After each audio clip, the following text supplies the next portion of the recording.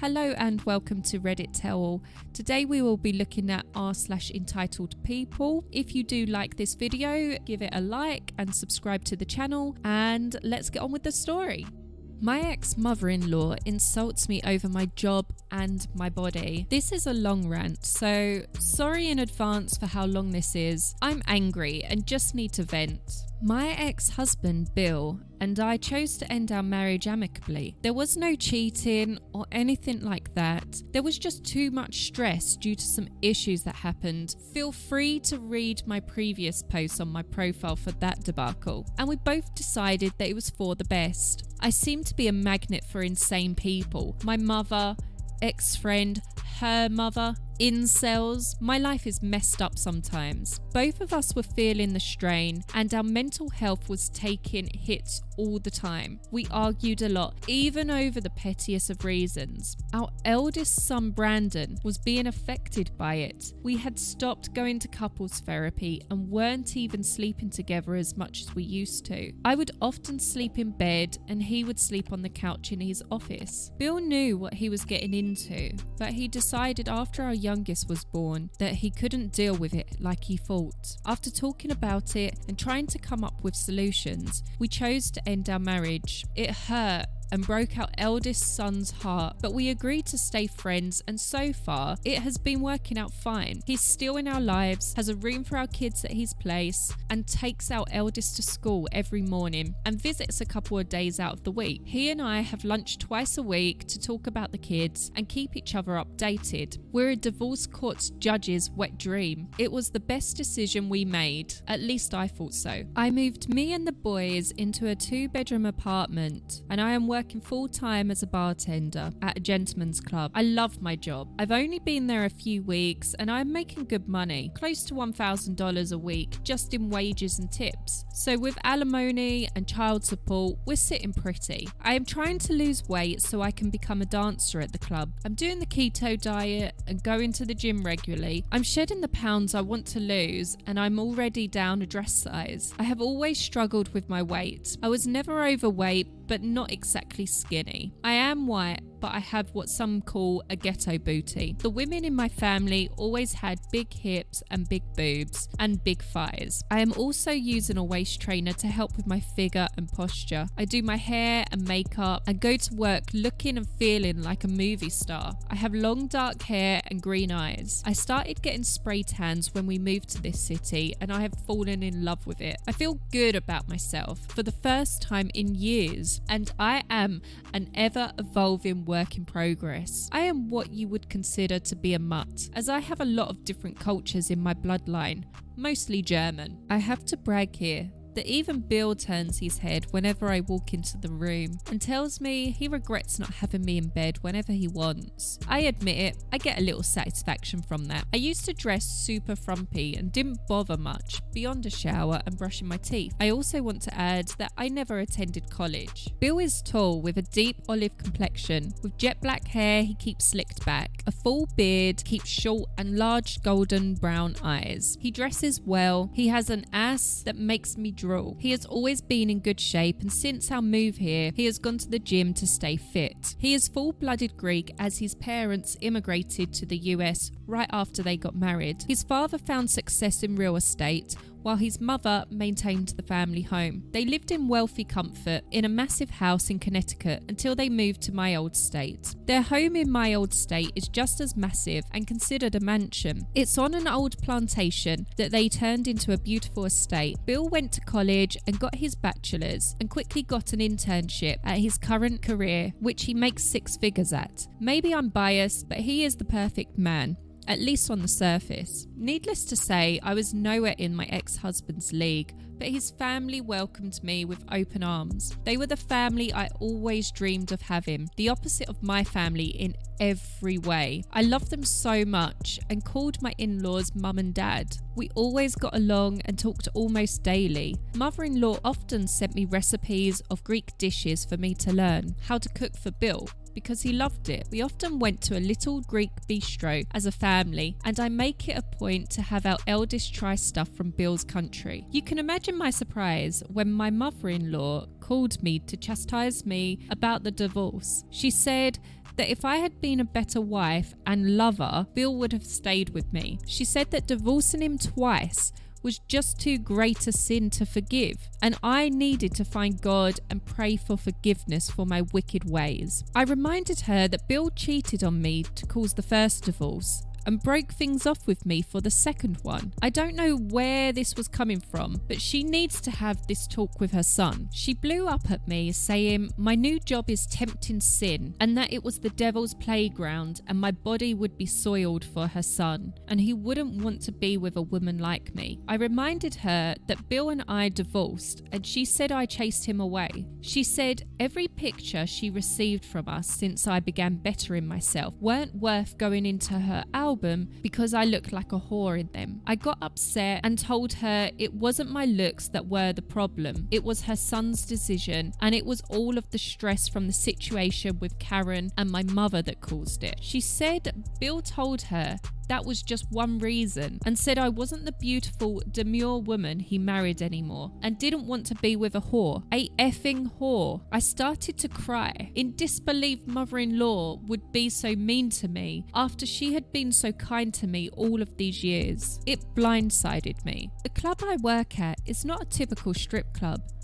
It is a gentleman's club and caters to the higher elite of my city's society. Our prices are not cheap. The dancers are only allowed to show their breasts during private dances. They have to keep their lingerie on while working the poles. I know it isn't standard, but a lot of the dancers prefer it that way. Private parts have to be covered at all times regardless. There is no touching allowed and a distance of 6 feet is heavily enforced by our bouncers for private dances during the pandemic. Lap dances are no longer allowed due to an SA that happened long before I started working there. I know the story and I could share it another time. The stage is protected by a wide barrier that maintains a comfortable 6 feet distance between the dancers and the spectators. My boss is all about safety and doesn't take crap from anyone, even the customers that think their money is their get out of jail free card, to treat the dancers and bartenders as they please. He has thrown out several people since I started working there. One man was demanding I show him my boobs and to pour liquor on them so he could lick it off. My boss hurled his drunk ass out of the club like a sack of potatoes. Go boss man. He invested millions into the club. He is a good man that provides for his family. His wife is one of our dancers and she is a certified 10, even after having 3 kids. She and I have become good friends and she has given me tips on how to get in better shape. I adore her. I guess I can understand why mother-in-law would have reservations about my job, but it was no excuse for her to treat me that way. I hung up on her and I called Bill and asked him to come over. As soon as he walked in, I confronted him about what his mother said. He assured me that it wasn't true and that he didn't know why mother-in-law said those things. I asked him if he was bitter because of my job and that I had been bettering myself. He said no and that he was happy for me. He called his mother and put her on speakerphone and asked her why she was so cruel to me. Mother-in-law got upset, feeling ganged up on, admitted it was a lie, but was only looking out for Bill. Bill sighed and said it wasn't appropriate to speak to me like that and said that he was the one who wanted the divorce, not me. He reminded her of all the hell I had gone through, to which she said that I brought that into their lives. I snapped and reminded her that she brought Karen into my life, who put me and my family through hell for the last effing year. She began crying. Bill looked guilty, like he wanted to apologise for making his mother cry, but he said she should apologise to me for being unkind and holding my past against me. She went silent, then hung up. I went to work that night and had a miserable shift. I have horrible butterfingers when I am overly stressed or upset, and I broke several bottles of alcohol that night. My boss gave me crap about it and I felt so awful inside that I barely managed to hold it together. He called me into his office after my shift and asked what was up. I explained the situation to him and he apologised. I did tell them about my past so he and his wife understand why I get like I do sometimes. Certain things trigger me. I can't help it. He said, it was okay and not to worry about it. He gave me the following night off and said to take a day for myself to calm down. I cried myself to sleep when I got home. Bill came over the next day with flowers and took me to lunch. He said he spoke to his father. Father-in-law told him that the divorce had been hard for mother-in-law too, and she couldn't stand thinking that her son could be the cause of both divorces and was in complete denial about it. So she pointed the blame at me, using my job as her justification to be so nasty. No way her wonderful son that she raised so well could have strayed so far. Father-in-law did express his disappointment in Bill for taking the easy way out in divorcing me, believing that any couple can overcome their problems with time and healing, but he wasn't going to push the issue. Mother-in-law did apologise eventually after talking with Bill. She said she was just frustrated and didn't want to admit or accept that he did anything wrong, and assumed I was just trying to make him jealous of other men because of my job and my self-improvement, and she didn't mean anything she said. I told him I needed some time. She didn't apologise to me directly, but through Bill. So I don't know if her apology was genuine or if it was to appease him. After thinking about it for a while, I decided to forgive her. Sort of, but things won't be as they were. Only Bill will now be in charge of sending photos and keeping her updated about the kids. And I asked him not to discuss me at all, not even to say I am doing fine. If she calls me, I won't be picking up. This is the first just no behaviour out of her that I have ever experienced. She welcomed me with open arms into the family, embraced my eldest son and claims him as her grandchild, and was always kind to me, never once judging me for my past until now. I don't know what to think or why she decided to be like this. I know people sometimes deserve second chances, but I would rather not give them the option to prove me wrong. So I'll be going no contact with her for a while. He took me home after that. Bill came over to talk to me last night about mother-in-law, and I said I didn't want to discuss it anymore. I made my decision and that I would be sticking to it until I felt ready to talk to her. Bill thinks I'm overreacting and being unreasonable. He said I needed to be more understanding, that she is a Catholic that believes divorce is a sin. He acknowledges that it is his fault for the divorce though, both of them. But he added that I could have made more of an effort to be emotionally invested in our marriage. He then went on to say my job is a problem for her and maybe I should consider looking at something else to make her happy. I saw red. I got angry and told him to pound sand. My job makes me happy, and that is all that matters. I don't care if mother-in-law has a problem with it. I don't care if he does either. It's my life. He chose to leave, not me. I won't be told what to do by anyone.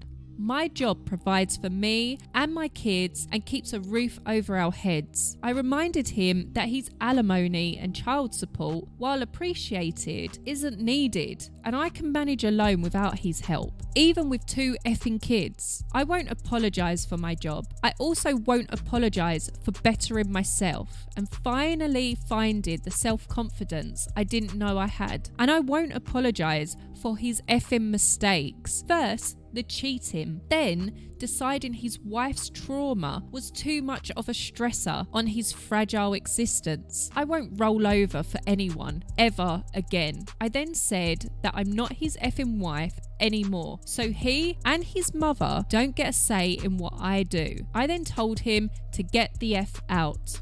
I won't let people walk all over me anymore, not even Bill. I don't know if I am overreacting, but I don't think I am. This man came into my life and took me and my son into his family. He adopted my eldest as his own and rescued him when he was kidnapped by my psycho effing mother. We had a child together. I found out he was cheating on me for an entire year with some shameless witch at his job, and I took him back and married him for the second time after forgiving him. Then his mother brings another psycho into my life, and I am the one having to deal with it. I had my body picked apart and ridiculed. My privacy was violated. I was threatened and my marriage was tested. But he blames me for the breakdown on our marriage because I wasn't emotionally invested enough. I did the damn best I could. I worked hard, maintained the house and took care of our kids. I never asked for anything for myself and always put him and my kids before me. But I am to blame. Yeah, F that. I don't owe anyone anything. Wow, OP sounds like she's gone through quite a lot with this family. And I don't know about you, but I'm really intrigued to find out about this Karen and her psycho mother. So definitely going to do a few more stories on her. If you would like to listen to them, then don't forget to subscribe, like this video, and join me in the next one.